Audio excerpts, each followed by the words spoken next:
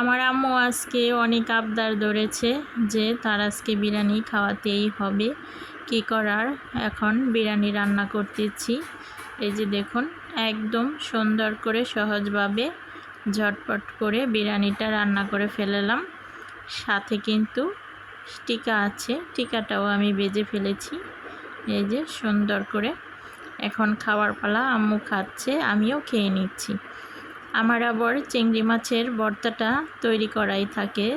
চিংড়ি মাছের ভর্তা, চাপা শুটকির ভর্তা, এটা আমার অলরেডি বানিয়ে ঘরে রাখলে ভালো লাগে, মাঝে মধ্যেই খাওয়া যায়।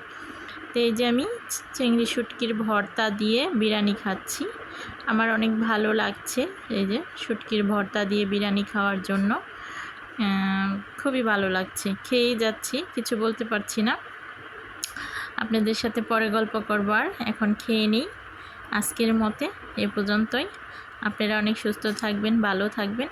আল্লাহ হাফেজ, সবাই ভালো থাকুন।